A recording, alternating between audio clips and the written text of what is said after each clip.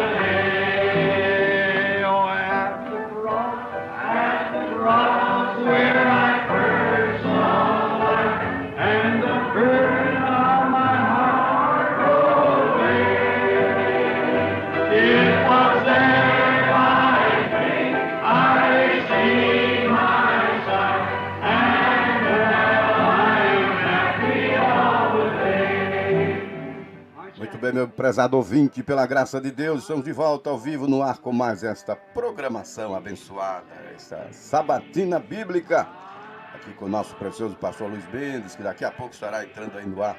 Deus abençoe a todos os nossos irmãos, pela graça de Deus que se ha manifestado, graças a Deus que nos tem dado a vitória, por nosso Senhor Jesus Cristo, aquele que é o mesmo ontem, hoje e eternamente. Deus abençoe você, todos os nossos irmãos que estão aí nos acompanhando em mais esta programação de fé.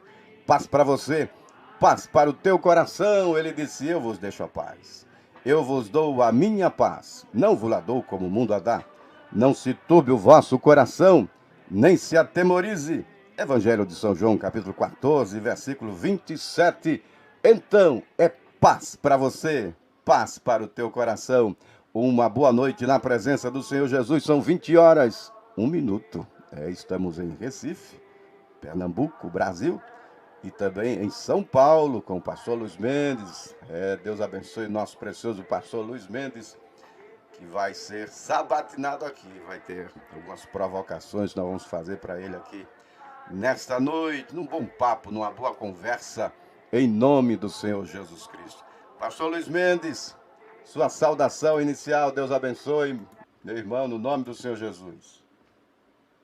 Ilustre colega de médio, companheiro, amigo, pastor Carlos, é com grande satisfação que faço contigo essa parceria no intento de ajudar os nossos ouvintes. Receba a minha saudação, nada na paz imensurável de Cristo Jesus, nosso Senhor. E essa saudação é extensiva a todos os irmãos que estão nos assistindo. Hoje teremos alguns questionamentos um tanto complexos e até polêmicos, e eu procurarei seguir o parâmetro estabelecido por Pedro em sua primeira carta, capítulo 4, versículo 11. Se alguém falar, fale segundo as palavras de Deus. Em João 6,45 diz, e todos serão ensinados por Deus. O Paráclito Divino, o Espírito Santo, de acordo com João 16,13, nos guiará em toda a verdade. Aqui estou, meu companheiro, como teu servo, à tua mercê, para trabalharmos juntos e responder os questionamentos que surgirem. Amém, graças a Deus, Deus abençoe. Vamos juntos, pela fé de Jesus Cristo, A fé que vence o mundo. Vamos ler a Bíblia aqui para termos uma palavra de oração e seguirmos com a nossa programação. Eu estou com a Bíblia aberta na segunda carta de Paulo aos Coríntios, capítulo 3, versículos 5 e 6, quando a Bíblia disse assim: não que sejamos capazes por nós de pensar alguma coisa como de nós mesmos, mas a nossa capacidade vem de Deus, o qual nos fez também capazes de sermos ministros de um novo testamento, não da letra, mas do Espírito, porque a letra mata e o Espírito vivifica. Segunda carta de Paulo aos Coríntios, capítulo 3, versículos 5 e 6. Amoroso Deus, nosso Pai, nós estamos aqui na Tua presença mais esta vez, com muita seriedade, Senhor, para fazermos este trabalho no precioso nome de Jesus Cristo. Nos humilhamos debaixo da Tua poderosa mão, crendo que a nossa capacidade vem de cima, vem de Deus. Nós confiamos no poder do sangue que nos limpa e nos purifica de todo pecado. Nos colocamos na Tua presença nesta hora. Pedimos que o Senhor abençoe cada irmão, cada lar, cada família. Toma controle desta audiência, desta reunião. Nós estamos aqui para a glória de Deus, em nome de Jesus Cristo. Amém e amém, Senhor Jesus. Muito bem, nós vamos já, sem perca de tempo, seguimos aqui com a nossa programação, a nossa sabatina, para darmos andamento aqui, né? Nós temos várias perguntas já aqui enumeradas e tem chegado perguntas de irmãos através do nosso zap, 81, é o DDD, 991464408, e são perguntas que nós vamos colocando em pauta para as próximas programações. Eu quero citar um parágrafo aqui na mensagem. Então Jesus chegou e chamou. Muitas vezes as pessoas querem julgar o homem que não concorda com elas. É o parágrafo 7. Então Jesus chegou e chamou. Muitas vezes as pessoas querem julgar o homem que não concorda com elas. Nós não devemos fazer isso.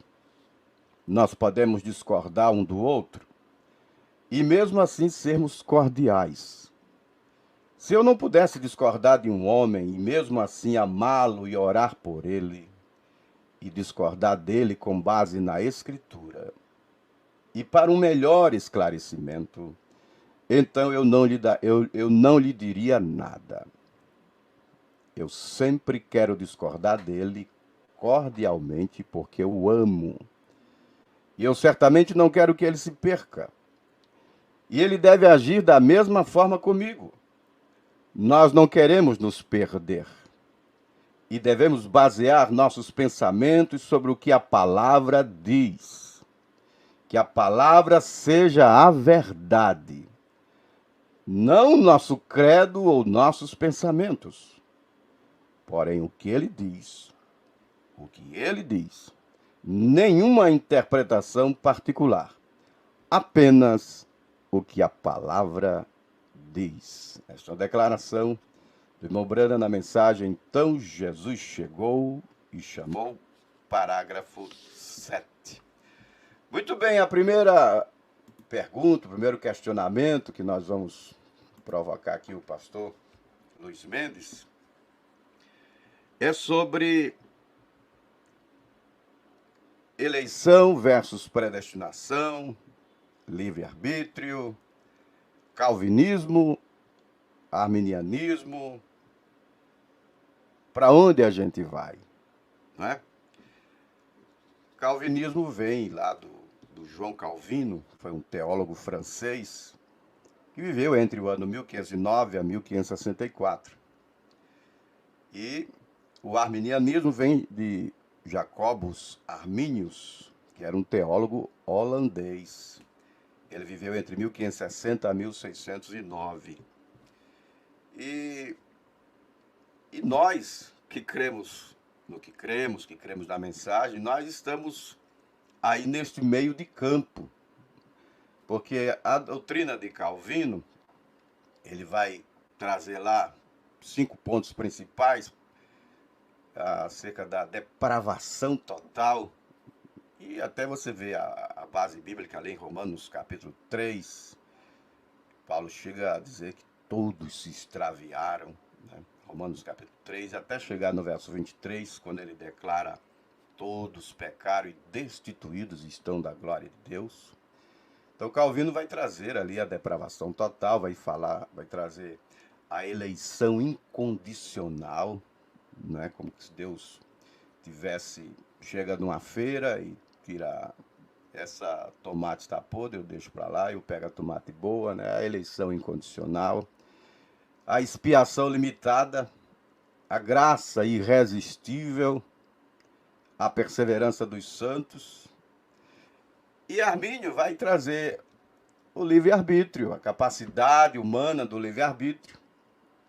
Deus dando esse livre-arbítrio, né? Armínio vai defender a eleição condicional, Calvino vai defender a eleição incondicional. Armínio vai defender a expiação ilimitada, a graça resistível, ou seja, o salvo pode se perder, o homem pode dizer não, né? Ele vai falar também, vai defender o homem pode decair da graça. E tudo isso com base bíblica. O interessante de tudo isso é com base bíblica, né? Ele vai defender que o salvo pode se perder, porque tem que perseverar até o fim. Até se baseia em Mateus 24, versículo 13. E aí, livre-arbítrio, eleição, predestinação, presciência. Se nós não tivermos cuidado, fazemos uma salada, porque ora nós vamos puxar lá para Calvino, outra hora vamos puxar para Armínio. Então, certamente existe um centro de tudo isso. E nós precisamos, meus amados irmãos, buscar conhecimento de Deus, não para enchermos a cabeça de coisas, mas para cada vez mais sedimentarmos a nossa fé, nos estabelecermos. Esse conhecimento é necessário, é importante. O conhecimento de Deus, inclusive, é o terceiro estágio, né, da estatura de um varão perfeito, o terceiro degrau da estatura de um varão perfeito. Acontece que nós fazemos muita apologia à burrice, à ignorância. Mas a minha Bíblia disse que lá na cidade de Antioquia, você leia a sua Bíblia em Atos capítulo 13, ali pelo versículo 1, que ali em Antioquia haviam doutores e profetas. Entre os tais estava ali Barnabé, e estava o Saulo, então Saulo de Tarso, o irmão Paulo, né? Então haviam doutores. E nós precisamos disto. O pastor Luiz Mendes vai, em outra ocasião, nos ajudar acerca do quíntuplo de Efésios. Nós vamos fazer uma outra live tratando do quíntuplo de Efésios. O que são esses doutores, né? Atos capítulo 13, o que são esses doutores? A gente vai trabalhar este assunto, porque nós precisamos ter conhecimento de Deus. E o conhecimento de Deus vem através das Escrituras, para nós não empregarmos a Escritura de forma errada, não interpretarmos errado. Como, por exemplo, esse texto de 2 aos Coríntios 3, nós usamos assim, ó, a letra mata, o Espírito vivifica, usamos essa letra mata para defender a ignorância. E Paulo não está falando aqui de letra no sentido de ser doutor, de conhecimento, que às vezes a letra mata, a gente enche a cabeça de letra. Não é isso, essa letra aqui que ele está falando é a lei. É só você ler todo o contexto. Ele não está contra o conhecimento, não é isso que ele está defendendo aqui em 2 Coríntios 3, versículo 6. Ele está falando dessa letra aqui, que ele está falando é a lei. Leia também Romanos capítulo 7, versículo 6. Paulo vai falar ali da velhice da letra. Em Romanos também, capítulo 2, versículo 29, ele também está falando desta letra relacionado à lei.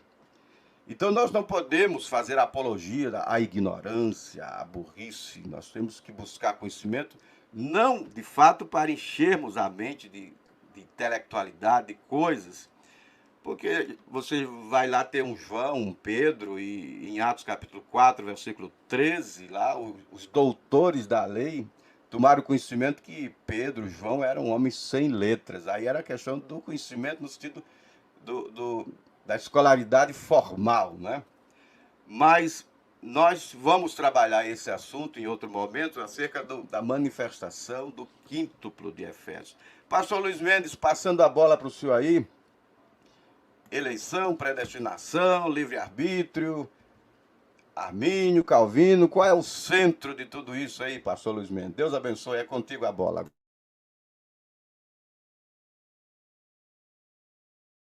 Distintos ouvintes, irmãos em Cristo, eu sei que esse assunto é entrar em ângulos cortantes. E por mais que se requer uma certa habilidade, uma certa maestria, estamos sujeitos a nos machucar e machucar os outros. Pois se trata de um assunto que tem se arrastado através dos séculos. Calvinistas e arminianistas vivem se degladiando e até hoje não chegaram a um consenso. Vejam bem, a matéria que estuda a salvação chama-se soteriologia ou soteria. Do grego soteria significa ser salvo, ser livre. E de fato, ser um salvo é ser livre. Jesus disse em João 8,56, se o Filho vos libertar, certamente sereis livres. Muita gente confunde ser livre com libertinagem, com licenciosidade. Isso não é ser livre. Na verdade, isso é ser escravo. O Divino Mestre, em João 8, a partir do 32, deixou claro que os que cometem pecado são escravos do pecado. Conforme o nosso nobre pastor falou, demonstrando o seu ilustre conhecimento histórico acerca dessas duas vertentes acerca da salvação, calvinismo e arminianismo. Existem doutrinas elementares acerca da salvação, em torno das quais há até unanimidade. Por exemplo, em Romanos 8, 9, diz: se com a tua boca confessares a Jesus e com o teu coração creres que Deus o ressuscitou dos mortos, serás salvo. Respondendo uma pergunta, Paulo e Silas disseram ao carcereiro, em Atos 16, 31, crê no Senhor Jesus Cristo e serás salvo tu e a tua casa. Atos 2, 38, arrepender-se dos pecados, batizar-se em nome de Jesus Cristo, são doutrinas elementares na área da soteriologia. Agora, há assuntos complexos, conflitantes, que é o caso do teólogo francês Calvino e do teólogo irlandês Armínio. Eu devo dizer que ambos acreditavam na eleição, na predestinação. Não há como negar, porque são duas verdades bíblicas incontestáveis, irrefutáveis. Paulo, escrevendo aos Efésios, capítulo 1, versículos 13 e 4, na verdade ele vai até o 5, e diz: bendito seja o Deus e Pai de nosso Senhor Jesus Cristo, que nos abençoou com todas as bênçãos espirituais nos lugares celestiais em Cristo Jesus, como também nos elegeu nele. Nos elegeu nele, segundo a sua vontade, e nos predestinou para filhos de adoção, segundo o beneplácito da sua vontade. O conflito situa-se exatamente em duas palavras. Essas duas palavras são soberania e presciência. Calvino defende a eleição, a predestinação, usando da prerrogativa divina, soberania. Deus faz o que quer. Na verdade, é uma doutrina bíblica que Deus é soberano. Livro dos Salmos, capítulo 115, versículo 3.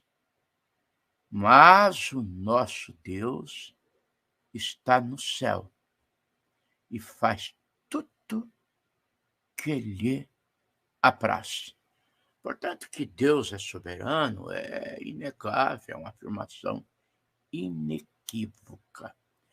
Agora, baseado nessa premissa, que Deus é soberano, Calvino defende, atribui o determinismo a Deus de aceitar uns e rejeitar outros. E que um dos itens, o pastor citou aí vários, eu vou trabalhar mais em cima desse, um dos itens defendidos por Calvino é a graça irresistível. É que Deus chega e vai ao coração e o homem não resiste. O homem não resiste, usando de uma expressão tanto esdrúxula, Deus arromba a porta do coração e entra e converte aquele homem, ele querendo ou não querendo, e até usa a escritura, que não é para quem quer, não é para quem corre, é para quem Deus se compadece. Por isso que eu digo, são duas vertentes um tanto difícil de serem conciliatórias. Mas então Calvino defende essa tese. Eu até admito, nobre pastor Luiz Carlos, que há casos excepcionais em que a tese de Calvino me parece que tem fundamento não generalizada. Há casos excepcionais. Por exemplo, o caso de Saulo. Saulo, eu até diria que ele não se converteu. Ele foi convertido. Ele não estava procurando uma igreja, ele não ouviu uma pregação do evangelho, ele não ouviu um apelo, quem quer aceitar Jesus, levante a mão. Ele não estava atrás de uma igreja, totalmente o contrário.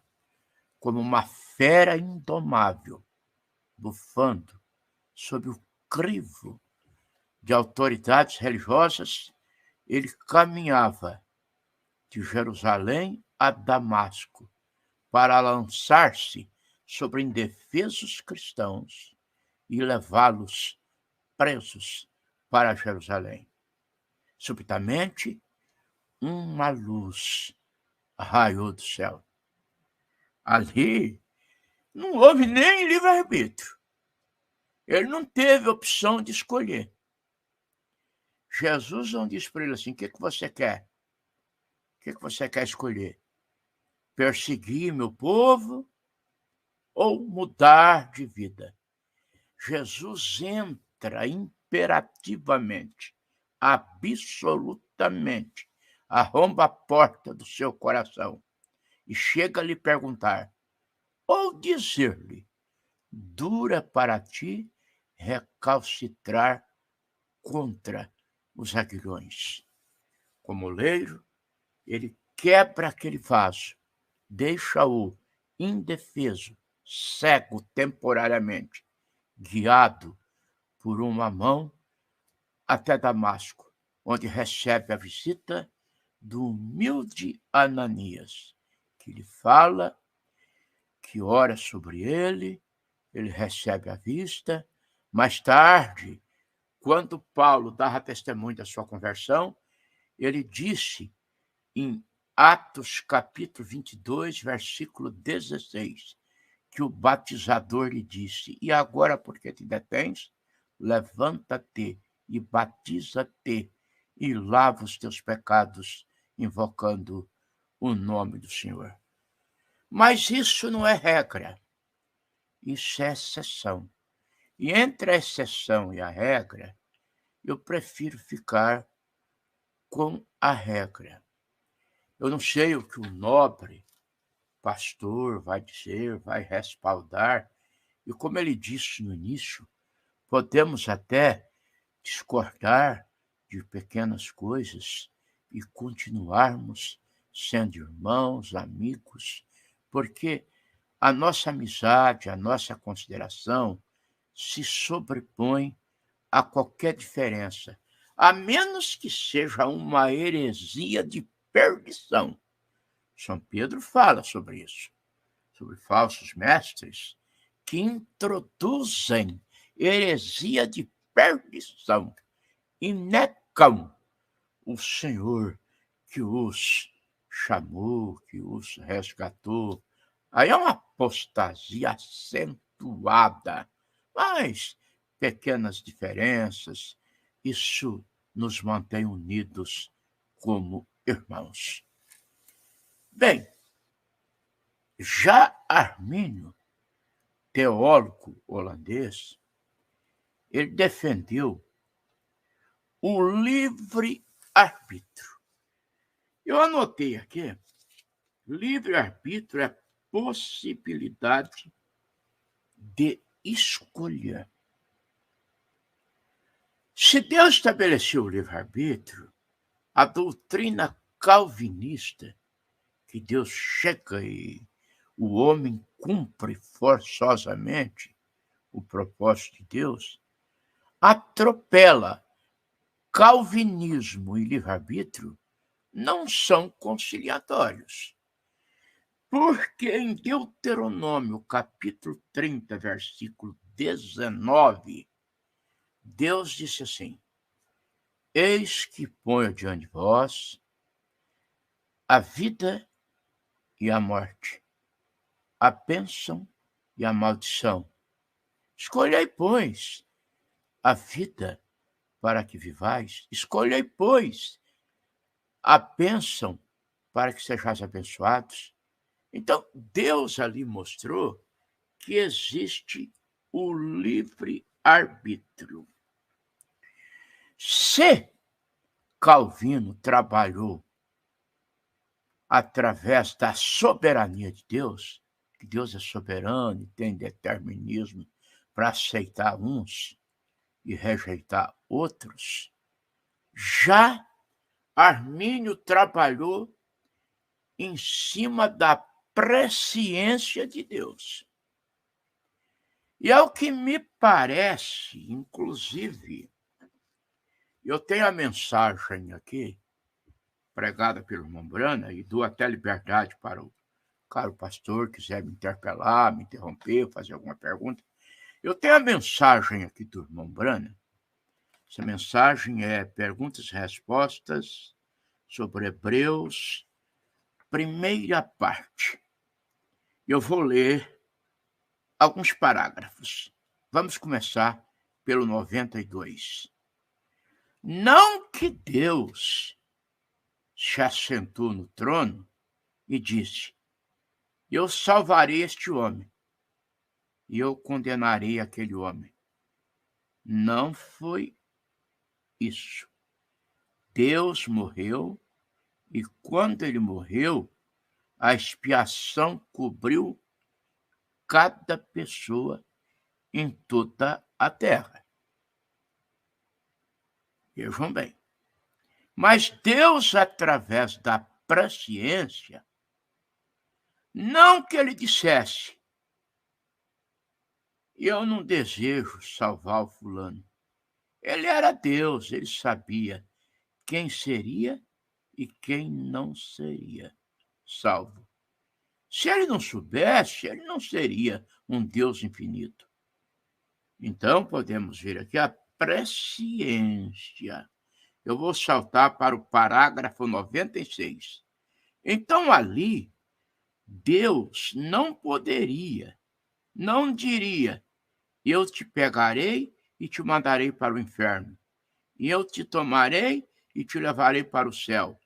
Deus queria que ambos fossem para o céu.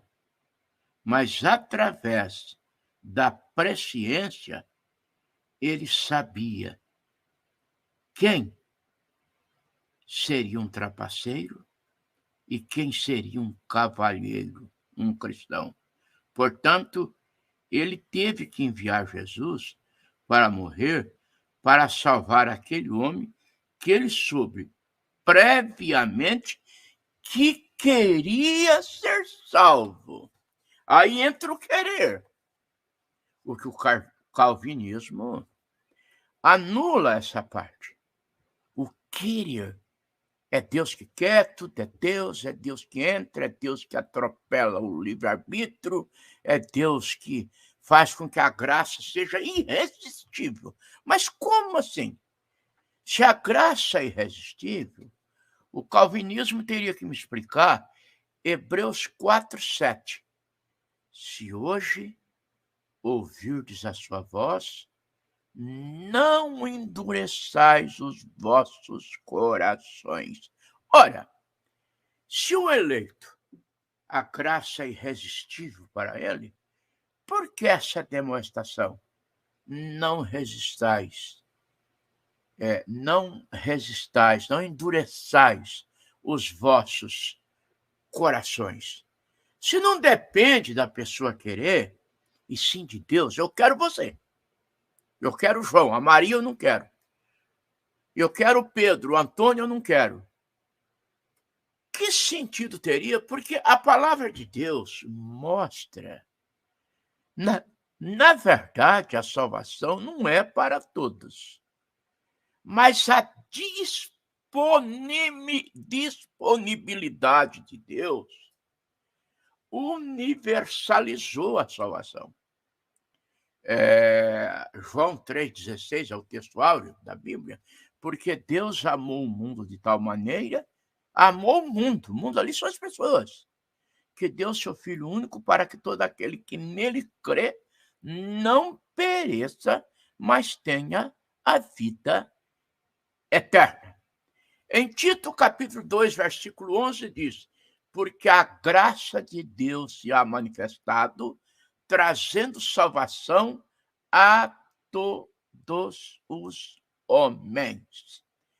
Em Romanos 11:32, diz assim: mas Deus encerrou a todos debaixo do pecado, a fim de usar de misericórdia para com todos. Eu vou mostrar biblicamente que tanto a eleição quanto a predestinação são frutos da presciência de Deus e não da soberania. Vamos lá. Romanos capítulo 8, versículo 29. Porque os que dantes conheceu, conhecimento prévio, também predestinou. Parte A. Agora vamos para a eleição. 1 Pedro, capítulo 1, versículo 2. Eleitos pela presciência de Deus, Pai. Na verdade, o que se deve analisar, é não confundir, é soberania de Deus, com amor de Deus, com presciência de Deus. Deus, pelo seu amor, ninguém se perderia. Eu até diria que seria uma doutrina, ao meu ver, um tanto brutal, atribuir a Deus o determinismo de rejeitar as pessoas e aceitar outras pessoas. O irmão Brana, na mensagem A Sua Vida Digna do Evangelho, que não está aqui em minhas mãos, mas que eu posso citá-la de cor no que diz esse quesito, ele diz assim: quando o homem rejeita Deus, vejam bem, o homem que rejeita Deus, não Deus que rejeita o homem. Quando Deus bate na porta do coração de um homem e ele o rejeita, deliberadamente, um dia ele o rejeitará pela última vez. É que Deus, pelo seu amor, não quer que ninguém se perca. 1 Timóteo, capítulo 2, versículo 4, está explicitado. Deus não quer que ninguém se perca, mas que todos cheguem ao conhecimento da verdade. Esse é o seu amor. Porém, pela sua presciência, pelo seu conhecimento antecipado, ele sabia quem o aceitaria e quem não o aceitaria. E ao saber previamente quem o aceitaria e quem não o aceitaria, ele escreveu os nomes daqueles que ele previamente sabiam que, através do livre-arbítrio, optariam por aceitá-lo, no livro da vida do Cordeiro desde a fundação do mundo. Apocalipse, capítulo 17, versículo 8. Eleição e predestinação. Eleição é a escolha de Deus, a sua igreja, para a sua igreja. Agora, predestinação vem do grego, proorizo, que significa o nosso destino eterno, para onde vamos. Permitam-me uma ilustração.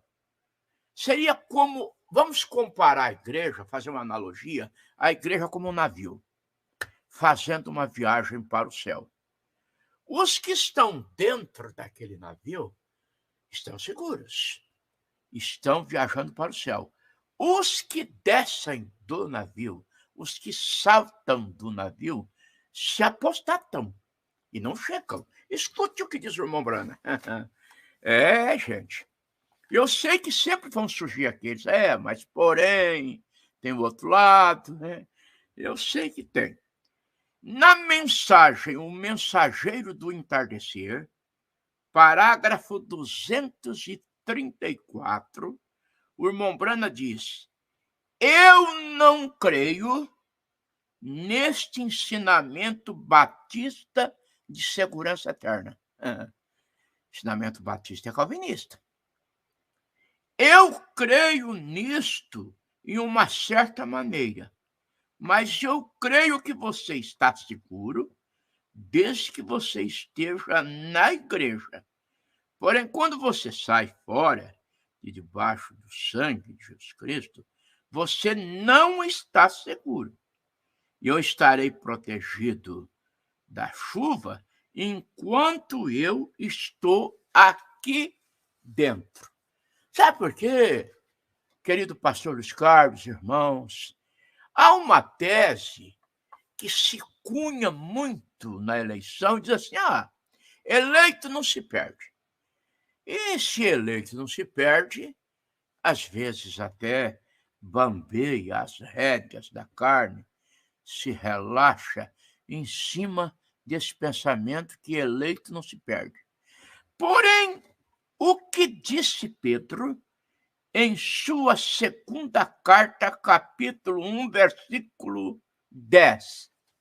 Fazei mais firmes a vossa eleição e vocação. Agora eu pergunto, o que é fazer mais firmes a nossa eleição e a nossa vocação? Como que não depende também de nós? Eu sei que a graça é totalmente o favor imerecido de Deus, mas nós não podemos converter a graça em desgraça. Romanos 6, e daí pecaremos para que a graça abunde?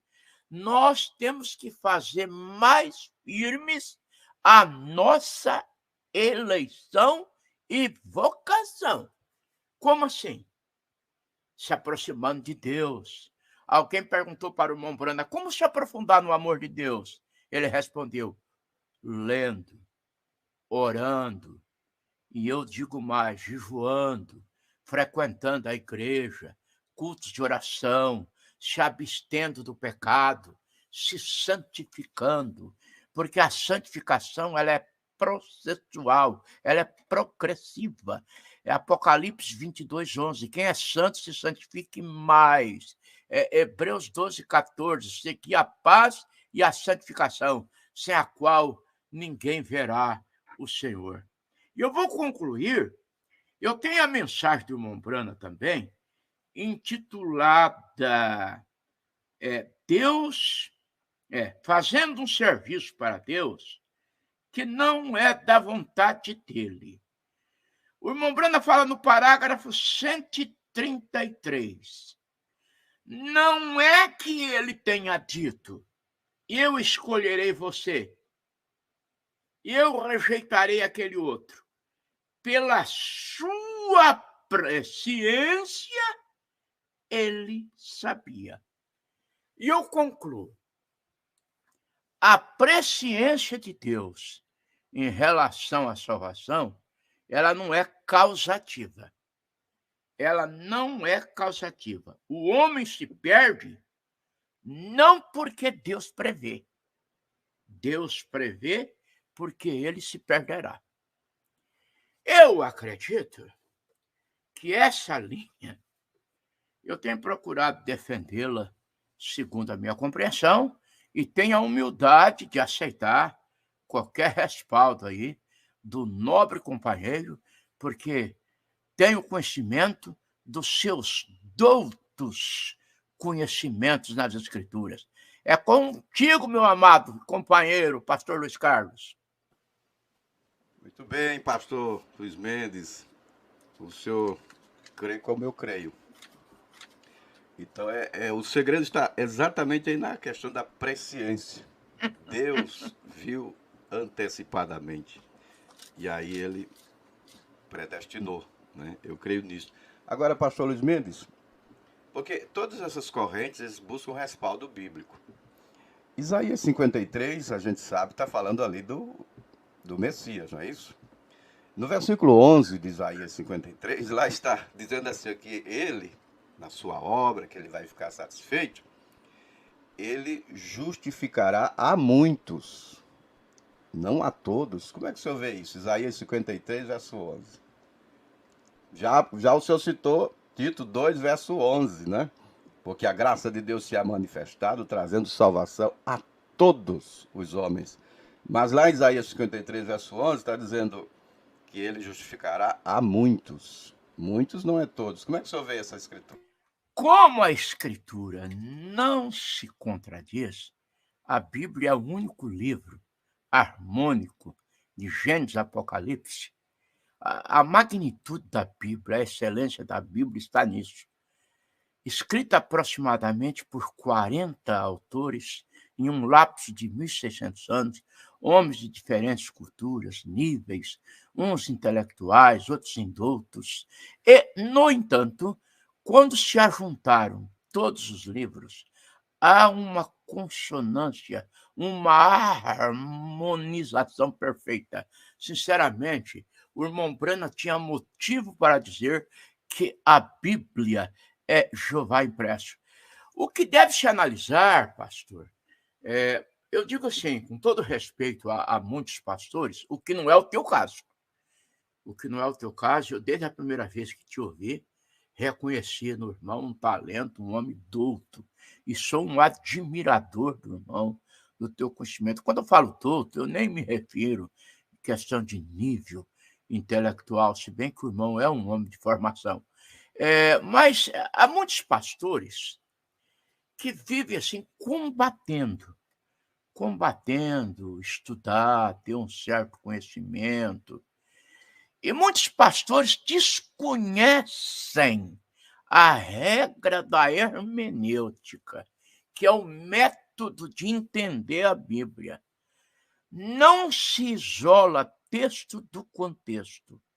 E quando uma escritura diz uma coisa, a gente tem que saber em que contexto ela está falando aquilo.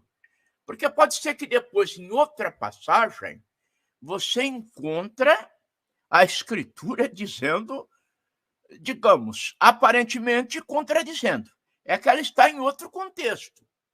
É como Ezequiel 8:4. A alma que pecar, essa morrerá. Os mortalistas, os irmãos adventistas, Testemunho de Jeová, se baseiam ali para dizer que a alma é mortal. Mas ali, se analisar o contexto, alma ali refere-se ao indivíduo em um todo.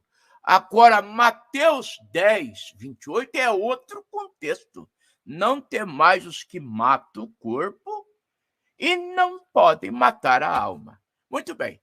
Quando Jesus ministrou a ceia, é importante isso. Em Hebreus capítulo 2, versículo 9, está escrito que Jesus morreu por todos.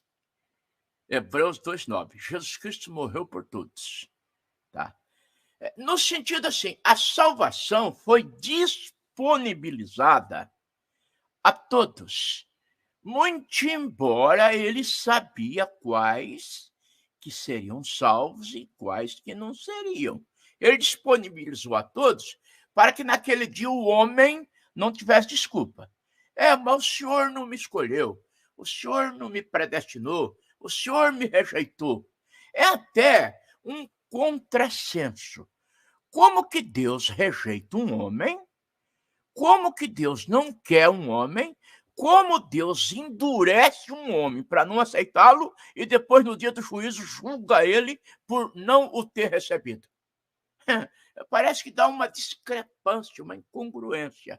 Quando Jesus ministrou a seus discípulos, quando ele deu do cálice, ele disse: este é o meu sangue que é derramado por muitos, não por todos. É que ali ele falava baseado na presciência de Deus, que sabia quais os que seriam salvos. É o caso de Isaías 53, que fala que o seu sacrifício justificaria a muitos. Ele estava trabalhando com a sua presciência.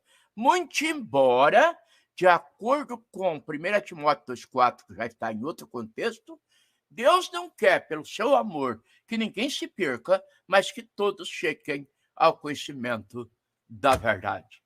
É contigo, meu companheiro, meu pastor. Muito bem, graças a Deus que nos tem dado a vitória por nosso Senhor Jesus Cristo. Então, nós vimos aqui, cremos que existe o livre-arbítrio, foi isso que eu entendi, né? Existe o livre-arbítrio, o homem tem essa condição de dizer sim ou não. E aí a presciência de Deus viu previamente quem diria sim e quem diria não. E aí ele predestinou. A eleição aponta lá para o princípio, para trás. e a predestinação para o destino, né? Muito O bom, destino muito bom. eterno, Bem colocado. É o que nós temos aprendido neste tempo. E aí poderíamos entrar na questão de semente, né? Evangelho de São João, capítulo 8, versículo 47, a Bíblia está dizendo ali, Jesus falando para religiosos, ele disse: quem é de Deus, escuta as palavras de Deus. Por isso vós não as escutais, porque não sois de Deus. Aí seria outra linha, outra maneira de nós abordarmos essa questão também. Por que há uns que creem e outros que não creem, né? Seria outra linha de abordagem. Podemos seguir agora aqui para a segunda pergunta. Nós cremos, somos eleitos pela presciência de Deus Pai. Agora, o eleito mantém a pegada. Filipenses 2, versículo 12, lá está escrito, né? Operai a vossa salvação com temor e tremor. O eleito mantém a pegada. Muito bem, vamos à segunda pergunta, meus irmãos, para seguirmos aqui com esta programação de fé. A pergunta feita pelo pastor Joabe Maciel, vez passada, né? Ele perguntou qual é a relação entre os 9 dons espirituais e o fruto da árvore da vida. Qual a relação entre os 9 dons espirituais e o fruto da árvore da vida? É outra provocação aí, para o pastor Luiz Mendes nos responder. Deus abençoe. Ô, meu caro pastor Luiz Carlos, pastor Joabe, amigo, eu tive a oportunidade de conhecê-lo em um encontro que tivemos na cidade de Ponta Grossa. Pastor Joabe, jovem pastor, conselheiro, familiar, conjugal, ele é um homem de Deus. Inclusive, ele é pastor de um grande amigo meu, Mon Robson. Meu abraço, meu querido. Pastor Joab me disse, pastor, eu vou estar atento hoje, porque as outras lives foram muito boas. Obrigado, meu querido, obrigado. Essa inspiração partiu de Deus através do coração do pastor Luiz Carlos. E eu creio que está sendo muito producente. Até no comércio, quando eu saio aí, eu encontro com pessoas que até me surpreendem e dizem, eu estava ouvindo o senhor, e faz menção do pastor Luiz Carlos e diz, aquele pastor é sábio também, hein? Se expressa, e na verdade, o pastor Luiz Carlos é sábio. É um homem que se expressa muito bem, diplomata, um homem culto, um homem fino, um homem educado, um homem de Deus. Pois bem, pastor Joab, meu amigo, eu vou te responder, não sei se a minha resposta vai à altura da tua expectativa. Qual a diferença entre os 9 dons e a árvore da vida? Bem, a árvore da vida, o irmão Brana fala, na era de Éfeso, página 79, a árvore da vida era Jesus. Porque se formos considerar, daqui a pouco nós vamos chegar lá, quando entrarmos na doutrina da semente da serpente, essa vai pegar, viu? Essa chapa vai dar uma esquentada. A semente da serpente, como passou na arca através das noras de Noé, pode ser polêmico, mas vamos lá, é bom discutir, não irar, não ofender, não achincalhar, não retalhar, mas discutir amigavelmente, isso é muito bom. Muito bem, repito, a árvore da vida, o fruto que ela produziu, caro pastor Joab, foi a vida eterna. Repito, era de Éfeso, parágrafo 79. Porque se fôssemos admitir a literalidade de uma árvore no jardim do Éden, produzindo fruto da vida eterna, que árvore poderosa, hein? Que árvore poderosa! Quem comesse dela viveria eternamente, quem comesse seu fruto. As Escrituras Sagradas nos mostram que só há uma fonte de vida eterna: Jesus Cristo. João 1:4. Nele estava a vida, e a vida era a luz dos homens. João 5:40. Contudo, não quereis vir a mim para terdes vida. João 14:6. Eu sou o caminho, a verdade e a vida. Primeira epístola de João, capítulo 1. O que era desde o princípio, que temos visto, que temos ouvido, e as nossas mãos tocaram na palavra da vida. Portanto, o fruto da árvore da vida é vida eterna. Aquela árvore é Jesus. Agora, os 9 dons são frutos da árvore noiva, da noiva de Cristo. Eu estou aqui com a mensagem do irmão Brana, Restauração da Árvore Noiva, parágrafo 209. O irmão Brana fala que Deus plantou uma árvore, se referindo à igreja, e essa árvore produziu 9 dons espirituais. Então a diferença é que a árvore da vida é Jesus, a árvore que produziu 9 frutos é a igreja. Jesus produziu um fruto, vida eterna. Agora, se a árvore noiva produziu 9 dons espirituais, por que eles querem podar esses dons? Hein? O irmão Brana ainda pregou restauração da árvore noiva. Ela não tem mais dons?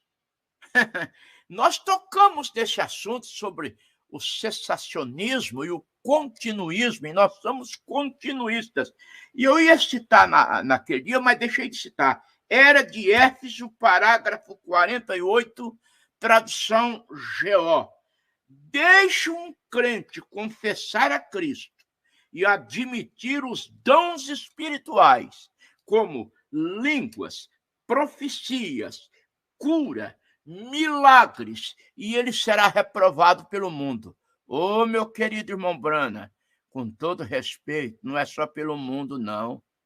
Pelo mundo até que não seria tão chocante, porque o mundo não ama aquilo que não é seu. O duro é você ser reprovado pelos teus irmãos, pelos da igreja, pelos da mensagem, que ao ver uma igreja manifestando os dons espirituais, é claro, eu não defendo balbúrdia, eu não defendo profetada, e eu não defendo desordem, mas dentro dos critérios bíblicos estabelecidos por Paulo, no tocante à ordem do culto, à funcionalidade dos dons, e que o irmão Brana estabeleceu também no seu tabernáculo, dizendo que os dons operavam no seu tabernáculo. Dentro desses critérios, os dons têm que estar em funcionalidade. E vocês que combatem-nos terão que dar conta diante de Deus pelo que vocês falam. Eu estou me referindo aos que combatem, né? Eu sei que o pastor Joab é um companheiro e tem o seu pensamento, crê piamente como nós. Eu não sei se a resposta foi satisfatória. A árvore da vida é Jesus, seu fruto é vida eterna, e a árvore que produziu 9 frutos é a árvore noiva, a igreja do Senhor Jesus Cristo. Caso o pastor Luiz Carlos queira ampliar, fazer algum comentário, é contigo, meu pastor. Muito bem, pastor Luiz Mendes. É o que eu vejo também. Eu não tenho nenhum reparo, nenhuma ampliação para fazer. Essa relação aí que o senhor trouxe, muito boa. Cristo é esta árvore da vida manifestada, né? E esses frutos, os dons do Espírito Santo, estão na igreja, estão em nós. E eles são ministérios secundários, eles têm o seu lugar. Os dons de Deus sempre encontram os seus lugares, nós cremos nisso. Vamos para a terceira pergunta aqui para seguirmos a nossa programação. Isso aqui foi um ouvinte, né, que nos questionou. Ele disse, é certo falar o nome Lúcifer para Satanás, visto que não se vê esse nome na Bíblia, né? Então, o que o senhor pensa dessa coisa aí do Lúcifer sendo usado como nome de Satanás? Lúcifer é luz, né? É um anjo de luz. Como é que o senhor vê essa pergunta, pastor Luiz Mendes? Foi um ouvinte aí, um irmão que estava acompanhando a live e nos trouxe este assunto. É contigo aí. Na verdade, o nome Lúcifer não se encontra nas Escrituras. Existe sim o conceito, o sentido etimológico da palavra que o caracterizou como Lúcifer. Eu vou citar um exemplo. É como Paráclito em relação ao Espírito Santo. Não existe esse nome nas Escrituras, Paráclito, referindo-se ao Espírito Santo. No entanto, se você apanhar o nome Paráclito, o seu sentido é protetor, é guia, é consolador, é exatamente o que o Espírito Santo faz. João 16:13, ele vos guiará em toda a verdade.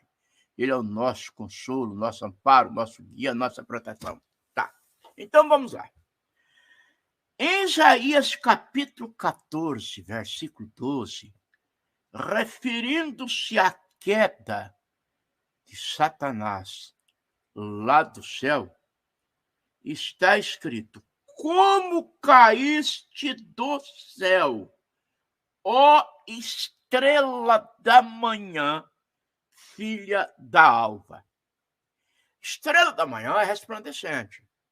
Eu vou citar uma escritura, mas essa relaciona-se a Jesus Cristo. Apocalipse 22:16. Jesus dizendo que ele era a estrela resplandecente da manhã. Então, vocês veem que a estrela da manhã resplandece. E Lúcifer, um ser de luz. No latim, Lúcifer significa portador de luz. Inclusive, ele ficou tão despeitado porque perdeu essa posição que, às vezes, ele consegue se transfigurar em anjo de luz. É 2 Coríntios 11:14. O próprio Satanás se transfigura em anjo de luz. Então, Lúcifer, por quê? Ser que emite luz, ser que resplandece. Na verdade, ele era um ser bonito. A Escritura diz no livro do profeta Ezequiel, capítulo 28, que ele era perfeito em formosura e que andava no meio das pedras afogueadas e que cuidava dos instrumentos musicais, dos tambores, dos pífaros. Então, assim, ficou esse nome, Lúcifer, referindo-se a um ser de luz, ser que emite luz. Repito, Isaías 14:12. Como caíste do céu, ó estrela da manhã, filha da alva. Agora, é claro, ele perdeu aquela luz. Ele perdeu aquele brilho. Ele pode, sim, em uma artimanha, ele pode, sim, em uma perspicácia, se transfigurar em anjo de luz, segundo os Coríntios 11:14. Mas ele não apareceu para Martim como se fosse o próprio Jesus? Como se fosse o próprio Jesus. Ele apareceu com uma linda coroa na cabeça, com aquela veste resplandecente, sapatos dourados. O diabo não vem com traje de luto, ele vem com traje de gala, por isso ele acaba enganando muita gente. O diabo vem de uma maneira tão sutil, tão camuflada, tão convidativa, tão insinuante, tão atrativa, que as pessoas chegam a pagar para ele entrar em casa. Essa que é a verdade. Muitas igrejas estão enganadas com esse sofisma de Satanás. Então ele aparece para Martim e diz: me adora, porque eu sou Jesus, teu Salvador.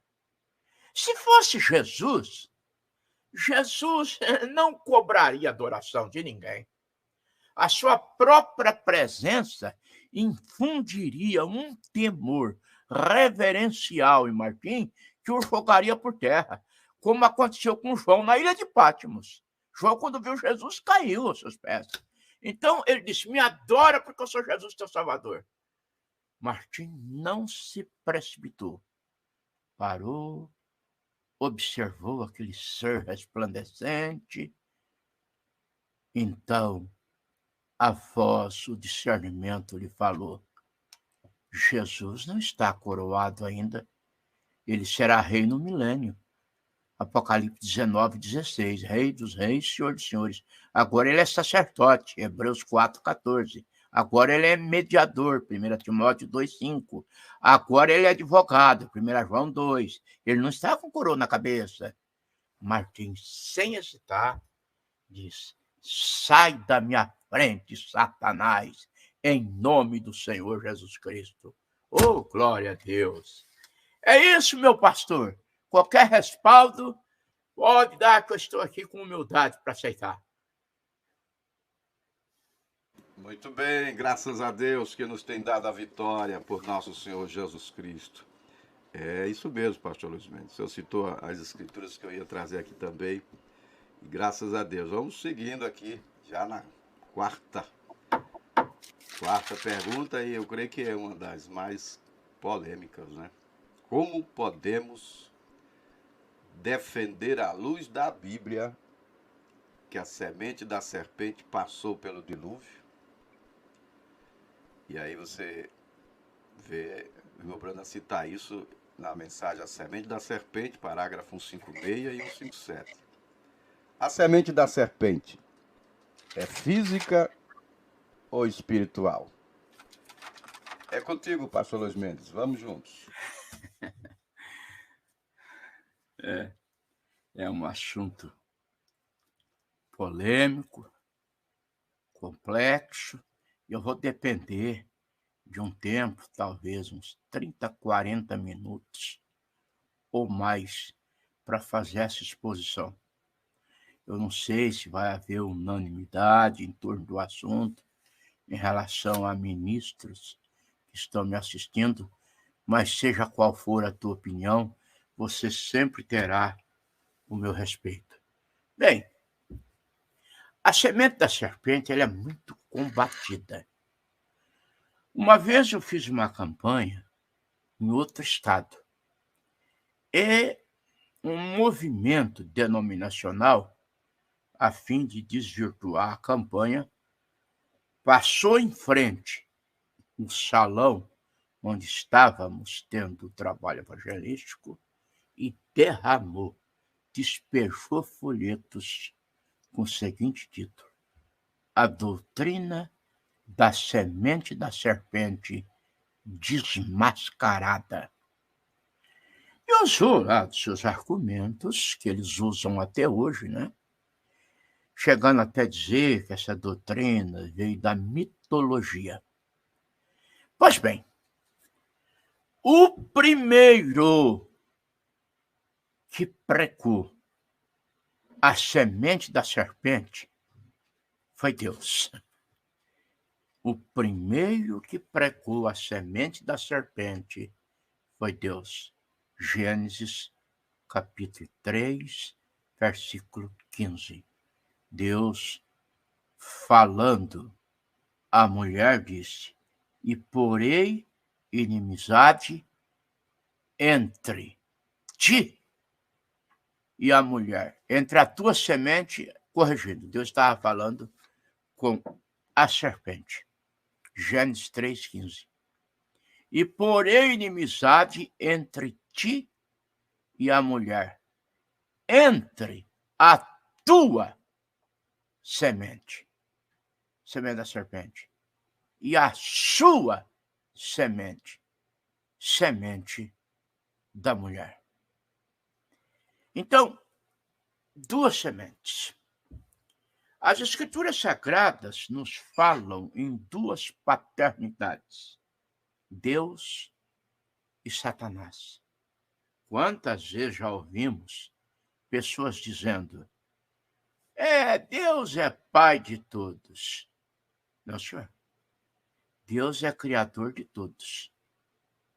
João 1:3. Todas as coisas foram feitas por ele, e sem ele nada do que foi feito se fez. Agora, pai de todos, você esbarra na primeira carta de João, capítulo 3, versículo 10. Há filhos de Deus e filhos do diabo. O que as pessoas falham em ver, que depende de revelação, é quando se fala em serpente, pensa-se naquele ofídio, rastejando, enrolado no galho de uma árvore, como eu já vi em gravura de livros, a serpente na forma de uma cobra mesmo, né? Enrolada no galho de uma árvore, com uma fruta na boca, oferecendo a Eva. Basta usarmos do raciocínio um pouco inteligente, Gênesis 3:14, ao sentenciar a serpente, Deus disse que ela rastejaria. Que sentido teria essa maldição sobre a serpente se ela já rastejava? É porque antes ela não rastejava. E se ela não rastejava, qual era a sua forma? É plausível crer que a sua forma era uma forma ereta. Andava como homem, e vocês se surpreenderão. Ela falava. O único animal que falava. Não é que Satanás entrou na serpente e fez ela conversar. Satanás não tem poder criador, meus queridos. Deus sim. Deus fez uma jumenta conversar. Vocês conhecem a história do mercenário Balaão, que ia no intento de amaldiçoar Israel? Deus fez a sua jumenta conversar. Porque Deus é criador. Ele contraria suas próprias leis, ele é soberano. Ele deu capacidade momentânea para a jumenta conversar. A serpente, Gênesis 3, diz que ela era mais astuta que todas as alimárias do campo que o Senhor Deus tinha feito. Ou seja, ela se aproximava do homem, porque o homem é perspicaz, o homem é inteligente. E a serpente era o mais astuto de todas as alimárias que o Senhor Deus tinha feito. Portanto, ela tinha capacidade para raciocinar e até para falar. Não é que Satanás entrou nela e fez ela conversar, repito. Satanás explorou os dotes que ela já os tinha. E a prova é que Eva não estranhou a abordagem. Pense nisso. Você ir caminhando aí, de repente um animal te abordar. Um animal conversar com você. Você sai correndo. Você se assusta. Eu penso que a reação de Eva seria sair correndo e chegar até Adão e dizer, meu querido, eu sei que você tem direito de duvidar de mim, mas eu vi um animal conversando. Eu ouvi uma serpente conversando. Adão, por sua vez, não. Isso é impressão tua. Você está delirando. Isso é verdade mesmo? Não houve isso. Ela reputou com naturalidade a conversa, a abordagem da serpente. Porque era um ser que conversava. E ali, meus queridos, Deus, quando quis entrar na raça humana, ele não precisou de concurso sexual. Ele gerou no ventre de Maria. Maria não coabitou com nenhum homem. Ela até perguntou em Lucas 1, 34 e 35. Como Gabriel, como que o senhor está falando que eu vou conceber? Eu não conheço varão. Gabriel lhe responde, não é concurso sexual, não. o Espírito de Deus vai descer sobre ti. O Espírito Santo te cobrirá com a sua sombra, pelo que o santo que de ti há de nascer será chamado Filho de Deus. Já Satanás, para entrar na raça humana, ele precisou do concurso sexual e usou um animal quase homem. Esse é um mistério, esse é um elo perdido que a ciência nunca vai descobrir. Sabe por quê? Porque Deus trocou cada osso da serpente para que ela pudesse rastejar. Ou para que ela pudesse, rastejar. Para que ela pudesse rastejar. Porque até então era um ser ereto. Muito bem. Vejam bem, o homem é perspicaz. O homem é capaz de fazer um comparativo e associar e dizer que o chimpanzé se parece com o homem e provar isso através de evolução. Não existe nenhuma evolução. Homem não é produto de evolução. Homem é produto de criação. Isaías capítulo 45, versículo 12. Eu fiz a terra e criei nela o homem. Eu o fiz. Agora, o homem nunca vai descobrir que mais próximo do homem não era o chimpanzé, era a serpente. Porque Deus trocou os ossos dela para ela rastejar. Então, a serpente enganou Eva. E vocês sabem o que acontece com uma mulher quando um homem a seduz, quando um homem a engana. Foi o que Paulo disse na segunda carta aos Coríntios 11, versículos 2 e 3, quando ele falou assim, que ele pretendia apresentar a igreja como uma virgem pura a um marido a saber, a Cristo, ele logo lembrou de Eva.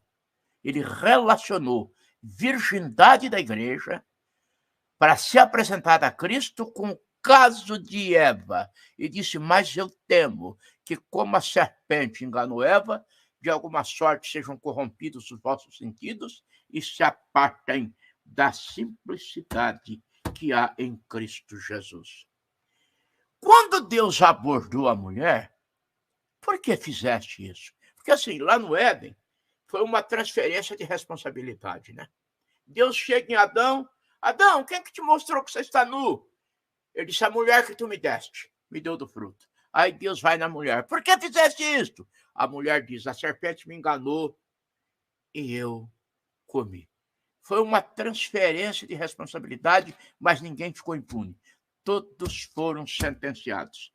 Mas eu quero citar isso aqui, Gênesis 3:20. Gênesis 3, versículo 13, retificando. Quando a mulher disse, a serpente me enganou e eu comi, comer aqui é uma metáfora. Comer aqui é uma metáfora para designar o ato sexual. Provérbios capítulo 30, versículo 20. Tal é o caminho da mulher adúltera. Ela come, limpa sua boca e diz, não cometi maldade. Todos sabem que nenhuma mulher é adúltera por comer, por se alimentar. Outra coisa a ser considerada.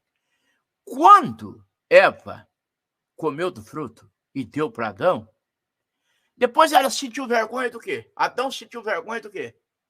Dos órgãos genitais.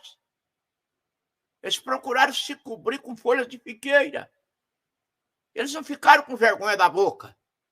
Eles ficaram envergonhados da nudez, o que mostra que o pecado estava relacionado àqueles órgãos genitais. Eles se cobriram com folhas de figueira, mas Deus não aceitou e os cobriu com pele de animais, mostrando que para cobrir pecado não são folhas de figueira porque elas murcham, não são credos, não são dogmas, não são credos denominacionais, mas sim a pele do Cordeiro, o sangue imaculado de Cristo, Provérbios 30. Ai daqueles que se cobrem com uma cobertura, mas não do meu espírito, e que tomam conselho, mas não de mim, para acrescentarem pecado a pecado. No relacionamento de Eva com a serpente, ela engravidou-se de Caim. 1 João 3,12. Caim era do maligno. Ao relacionar-se com Adão, ela engravidou-se de Abel. Portanto, Caim e Abel eram irmãos maternalmente, não paternalmente. Aí surge uma pergunta. Por que Eva, em Gênesis 3,20, foi chamada a mãe de todos os viventes e Adão não foi chamado pai de todos os viventes? É uma boa pergunta. Porque Adão se excetua a Caim. A paternidade de Caim não se atribui a Adão, por isso ele não é pai de todos os viventes. Agora, Eva, repito, Gênesis 3,20, a mãe de todos os viventes. Meus queridos, Jesus, em metáfora, ele pregou que há uma semente que Deus não semeou, há uma planta que Deus não plantou. Mateus 15,13, toda planta que meu Pai Celestial não plantou será arrancada. Mas eu vou chegar já na semente da serpente na arca. Se ela é espiritual agora, se ela é física, eu tenho alguns tópicos aqui para serem destacados. Mas ainda sobre a semente da serpente, sobre o fato do jardim do Éden, vamos lá. Em Judas, aquela carta que antecede o Apocalipse, no versículo 14 do seu capítulo único, diz que Enoque foi o 7º depois de Adão. Então você segue a genealogia de Adão. Vamos lá. Primeiro livro das Crônicas, capítulo 1. Primeiro, Adão. Segundo, Sete. Terceiro, Enos. Quarto, Quenã. Quinto, Maalalel. Sexto, Jared. Sétimo, Enoque. Onde está Caim? Porque Caim não é mencionado na genealogia de Adão. Analisem, pensem, reflitam. Agora vamos lá. A coisa vai se aprofundando. Se a semente da serpente passou na arca e continua física, Deus matou a semente da serpente fisicamente no dilúvio. Deus matou.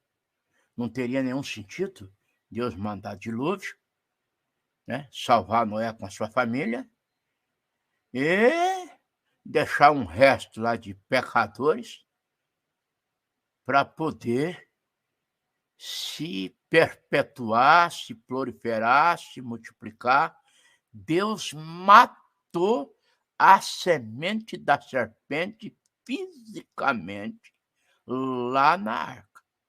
Da arca para cá, ela passou a operar no espiritual. E aí surgem algumas perguntas para os que defendem que a semente da serpente ainda é física. Primeira pergunta: se a semente da serpente continua física, por que Jesus chamou descendentes de Abraão de filhos do diabo? É uma boa pergunta.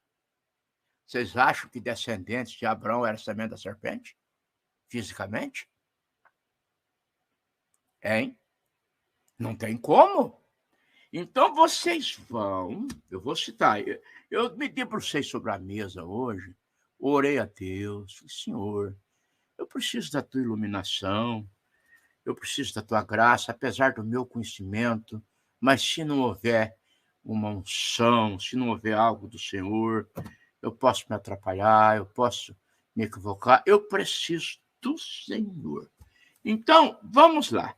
Em João, capítulo 8, versículo 37, Jesus fala para os religiosos: bem sei eu que sois descendentes de Abraão. Uma linhagem sadia, uma linhagem sadia. Versículo 44. Vós tendes por pai o diabo. Como que descendente de Abraão podia ser semente da serpente? No físico. É que ela passou para o espiritual. Segunda pergunta. Se a semente da serpente continua física, por que um homem mau, com traços de filho do diabo, um homem que não quer saber nada com Deus, acaba gerando um filho cristão? Pela lógica, se ele é semente da serpente fisicamente, o filho teria que ser semente da serpente fisicamente. Vocês concordam? E eu conheço o pai transtornado que não quer saber de nada, nada com Deus. Até ateu. E filhos que são cristãos e até pregadores. Então, repito, se a semente da serpente continua física, por que um homem mau com traços de filho do diabo gera um filho cristão? Mas a coisa não para aí. Daqui a pouco eu vou citar a Bíblia. Se a semente da serpente é física hoje, e as crianças? Hein? Deus salva a semente da serpente, fisicamente falando? Por que que Jesus universalizou a salvação das crianças? Hein? Marcos 10, 14. Deixai os meninos vir a mim e não os impeçais, porque dos tais é o reino de Deus. Quer dizer que uma semente da serpente, quando é criança, não é semente da serpente. Aí cresce e vira semente da serpente. É uma incongruência, gente. É no espiritual. Através dos nossos feitos que nos caracterizam ou como filhos de Deus ou como filhos do diabo. Sim, senhores. E eu vou chegar lá. É literalizar. Dizendo que trigo sempre será trigo. E que um bode não gera um cordeiro. Bem, em Efésios capítulo 2, versículo 3, está escrito que éramos filhos da ira. E daí? A transformação fez com que deixássemos de ser filhos da ira. Porque agora é espiritual, está no espírito. Deus troca nosso espírito. Em Ezequiel fala, vos darei um espírito novo. Não, mas não para aqui não. Vamos continuar, 1 João 3. 1 João 3. Amados, vede quão grande amor nos tem concedido o Pai, a ponto de sermos chamados filhos de Deus. Por isso o mundo não nos conhece, porque não conheceu a Ele. Amados, agora somos filhos de Deus. Agora? Não nascemos filhos? Não é questão de semente, a semente da serpente, a semente de Deus já nasce semente. Por que João disse agora? Não aceitar, houve uma troca de espírito. E eu sei que esse assunto é polêmico, vai gerar polêmica. E eu, sinceramente, pastor Luiz, eu tenho grande respeito pelo irmão e te dou liberdade depois para ampliar qualquer coisa, qualquer adendo, qualquer ajuste. Eu tenho humildade para ouvir. Vamos lá, 1 João 1,12. Mas a todos quantos o receberam, deu-lhes o poder de serem chamados filhos de Deus. O que é que deu poder a eles de serem chamados filhos de Deus? O ato do recebimento. Deus muda o espírito. Mas aí, firme o pé aí, meus queridos, porque veio uma mensagem do irmão Brana. Veio uma mensagem do irmão Brana. Doenças e aflições, parágrafo 27. Você poderia ser esta noite um filho de Deus e amanhã um filho do diabo. Ai, Senhor da glória. A qualidade está no espírito. A qualidade está no espírito. É o que faz um filho de Deus um filho do diabo. Não é mais no físico. Mas aí vem isso agora. Aí vem o caso. Mas o irmão Brana fala que a semente da serpente, parágrafo 156, 157 da mensagem Semente da Serpente, ele diz assim como a semente da serpente veio através da mulher, referindo-se a Eva, ele disse, a semente da serpente passou na arca através das mulheres, das noras. Só que mulher não tem sêmen. Mulher não tem sêmen. E a situação agora é delicada. E eu procurei estudar sêmen ou esperma. Do grego, esperma, semente. No hebraico, é fluido orgânico produzido pelos machos. Conclui-se que a semente humana só é produzida pelos machos. Agora eu entrei em biologia. Eu sei que a mulher tem participação, mas eu estou falando de semente. Você vê que uma galinha, ela pode botar ovos sem a ave macho. Mas se ela não estiver com a ave macho, que é o galo, não vem pintainhos. Estou errado? Pois bem, eu sei que alguém pode me interpelar. Mas, pastor, o senhor fala que a semente vem do macho? Sim, eu peguei aqui o sentido hebraico de esperma, que é fluido orgânico produzido pelos machos. Conclui-se que a semente humana só é produzida pelos machos. Eu sei que alguém pode me pegar agora. Mas em Gênesis 3,15 diz semente da mulher. Mas eu vou explicar. A semente da mulher aqui refere-se a Maria. Assim como Satanás trabalhou em Eva e trouxe Caim, Deus trabalharia em Maria para trazer o Salvador Jesus. Por que foi chamado de semente da mulher? Por que Cristo foi chamado de semente da mulher? Porque não houve concurso macho. Não houve concurso sexual. Maria até perguntou em Lucas 1, 34 e 35, como pode suceder isso se eu não conheço varão? Não poderá haver sêmen dentro de mim, não poderá haver semente dentro de mim. Então foi chamado de semente da mulher, porque só aparece a mulher humanamente. Espiritualmente, divinamente, olha o que Gabriel respondeu para Maria: descerá sobre ti o Espírito Santo, e o Altíssimo te cobrirá com a sua sombra, pelo que o santo que de ti há de nascer será chamado Filho de Deus. Aqui está a minha resposta e me submeto, tenho humildade, caso o nosso nobre pastor, meu pastor, queira fazer alguma análise, alguma ponderação, estou aqui. O teu servo está aqui. Fala que teu servo. Eita, pastor Luiz Mendes, eu estou boquiaberto. Eu aprendi, viu? Eu aprendi. Foi um novo olhar. Dentro de tudo que nós já aprendemos estes anos todos, foi um novo olhar. E eu não tenho nenhum reparo assim para fazer.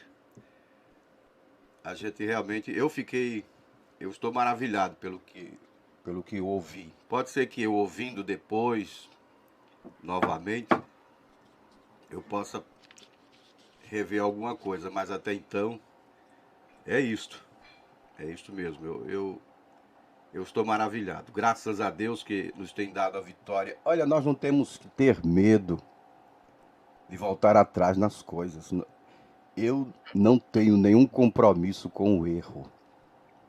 Eu acho que nenhum de nós deve ter compromisso com o erro. Porque é isso que a gente tem visto. Pessoas com medo de voltar e acertar as coisas. É verdade, é verdade. Não é assim? Nós não temos nenhum compromisso com o erro. Se precisarmos voltar e reparar as coisas, a gente tem que fazer isto. Eu creio nisto. Nós temos aí contribuição de irmãos. Teve um irmão aí que mandou Apocalipse 22, da resposta anterior. 22, verso 17. O Espírito e a esposa dizem, vem. E quem ouve, diga, vem. E quem tem sede, venha. E quem quiser, tome de graça da água da vida. Apocalipse 22, 17. Trazendo a questão ali do livre-arbítrio, né? Graças a Deus. Eu fiquei feliz com o que ouvi, pastor Luiz Mendes. Obrigado. Fiquei satisfeito mesmo com o que eu ouvi. Graças a Deus. Essa expressão foi tremenda. Deus matou a semente da serpente no dilúvio. A semente física no dilúvio, né? E o diabo, que é o autor da frustração, que é o autor do erro, do pecado, o dia dele está chegando. Ele vai ser jogado no lago de fogo. Eu gosto muito daquela escritura de Romanos 16, versículo 20. E o Deus de paz, em breve, esmagará Satanás debaixo dos vossos pés. Nós estamos esperando isto, crendo nisto. Este inimigo terrível, acusador, que trouxe toda essa destruição, borrifou o seu veneno ali no Jardim do Éden. Um lençol negro cobriu a terra. Este acusador dos nossos irmãos será aniquilado. E nós estamos vencendo ele. Apocalipse 12, versículo 10. Nós estamos vencendo este diabo pelo sangue do Cordeiro. Graças a Deus, que nos tem dado a vitória por nosso Senhor Jesus Cristo. E agora, já indo para o final da nossa programação aqui, o último questionamento. E aí, esse é um questionamento meu, pastor Luiz Mendes. Desde muito tempo, né? Eu criei na mensagem em 1986. Fui batizado ali naquele ano, em 86. Que eu escuto falar esse assunto falando sobre a volta de Jesus. E que Jesus, na sua volta para buscar a igreja noiva, ele estaria na terra não menos de 30 dias, não mais de 40 dias. Existe isso na Bíblia? Porque eu sei que na ressurreição do Senhor Jesus, ele se apresentou ali para os discípulos, comeu com eles, deu as últimas orientações, ali na primeira ressurreição, na ressurreição de Cristo. Mas existe isto agora para o final, ali no arrebatamento, vai ter esse tempo, não menos de 30, não mais de 40. Me explica aí, eu gostaria particularmente de entender isso. O senhor já ouviu falar desse assunto, né? Já ouvi, pastor. Já ouvi, sim. Pastor, de todas as mensagens do irmão Brana traduzidas para o português, eu ainda não li, não encontrei nenhuma citação do irmão Brana referente a esse assunto. Pode até ser que chegue a nós uma mensagem nova com essa afirmação. Portanto, a gente com uma certa cautela para dizer, mas eu chego a pensar que, não havendo nenhuma citação do irmão Brana no que diz respeito a isso, é uma tese daqueles que defendem a volta do irmão Branham para reunir a noiva em um lugar e pregar, dar a palavra final, que seria mesmo a palavra que daria condição para a igreja subir no arrebatamento. Então eles apanham o fato de Jesus, após a ressurreição, ficar por um espaço de 40 dias. Ele tinha que fazer aquilo. Ele tinha que provar o que ele falou, que ressuscitaria. E mesmo assim, às vezes havia dúvida. O irmão vê, ele se apresentou aos discípulos, ele precisou dizer assim, toque em mim, apalpai, me vede. Um espírito não tem carne nem ossos. Lucas 24, 39. Ele apareceu aos discípulos na aldeia de Emaús e precisou dizer-lhes, no caminho de Emaús, honestos e tardos de coração. Ele precisou aparecer para Tomé, mandar Tomé tocar nele, dizer, não sejais incrédulos, mas crentes. Então, assim, ele tinha que dar essas demonstrações, essas provas incontestáveis da sua ressurreição, até porque, dentre as mentiras contadas pelos religiosos para desacreditar a ressurreição de Cristo, uma delas é que os discípulos tinham roubado o corpo de Jesus, que os guardas descuidaram e que, portanto, não havia ressurreição nenhuma. Os discípulos roubaram o corpo dele. Então, ele tinha que desmascarar essa mentira, provar que ele estava ressuscitado. Agora, dizer que haverá um movimento na Terra, não mais de 40, nem menos de 30, há aqueles que defendem um movimento aqui na Terra, e inclusive o irmão Branham ressuscitaria a chamada ressurreição ordenada. E, para mim, a ressurreição ordenada é o que Paulo fala em 1 Coríntios 15, 23. Mas cada um por sua ordem. Cristo as primícias, depois os que são dele na sua vinda. Então, eles falam, inclusive foi feita uma pergunta ao irmão Branham, assim, irmão Branham, você crê que a noiva se reunirá em um lugar para ouvir a palavra final? O irmão Branham respondeu, sim, ela já está neste lugar. Esse lugar é Cristo. A igreja está em Cristo, ouvindo a palavra final, ouvindo a mensagem final. Muito embora o irmão Branham tenha partido, mas o quíntuplo de Efésios está em operação. E é o assunto, a próxima live, caso o pastor consente, eu até falei com o pastor Luiz Carlos, que o assunto seria só esse na próxima live, porque é um assunto tremendo, profundo, o quíntuplo de Efésios. Vai ajudar muita gente, vai quebrar paradigma, e nós estamos precisando disso mesmo. Eu creio que Deus levantou o pastor Luiz, falou comigo, nós fazemos essa parceria, e muita gente está sendo ajudada e vai continuar sendo ajudada. Glória a Deus. Muito bem, pastor Luiz. Eu tenho uma provocação aí do pastor Gladson, Tabernáculo da Vida, pastor José Gladson. Ele está perguntando assim, olha, pastor Luiz Mendes, e a maldição de Noé a Canaã? Aí é contigo, vou passar a bola. E a maldição de Noé a Canaã, né? Ali era a semente da serpente? Pois bem, a maldição de Noé a Canaã, o Acão, não se deve à semente, se deve à atitude. Foi a atitude dele, né? Foi a atitude dele. Porque ele zombou da nudez do pai. Zombou, sim. Ele fez saber, né? Ele fez saber a nudez do pai. Uma atitude de desrespeito, porque Noé se embriagou, perdeu a sobriedade, e atuou vergonhosamente, ficou nu. Vejam a atitude de Sem e Jafé, totalmente oposta. Vieram com uma coberta de costas, para não ver a nudez do pai, e cobriram nu.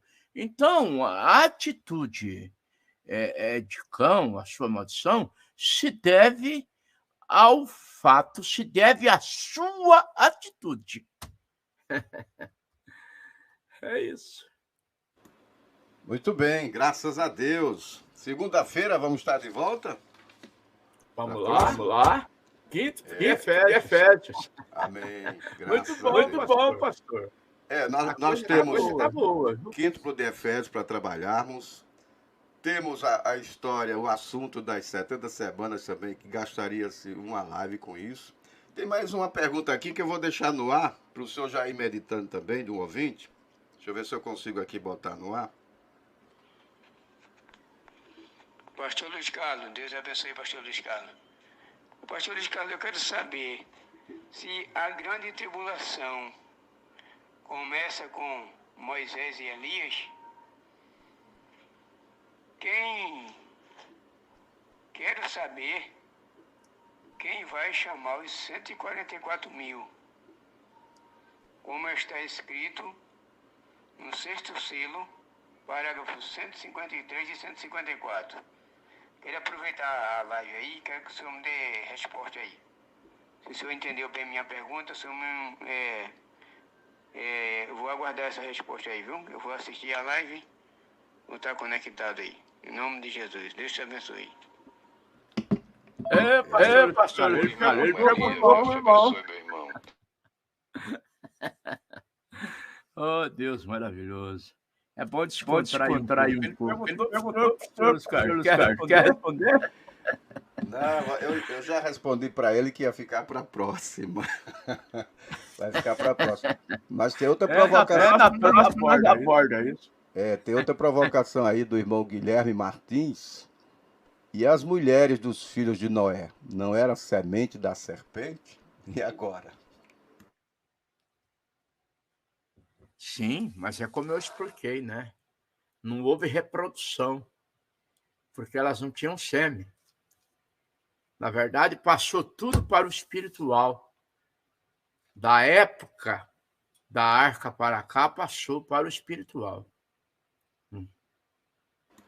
Amém. Então, pastor Luiz Mendes, graças a Deus, muito obrigado aí pela sua contribuição, participação aqui no nosso canal, e também está sendo reproduzido pelo canal Pregando a Verdade. E vocês, meus irmãos, orem por esse trabalho. Orem por esse trabalho, porquanto nós estamos aqui num bom espírito. É verdade. Nós queremos ajudar uns aos outros.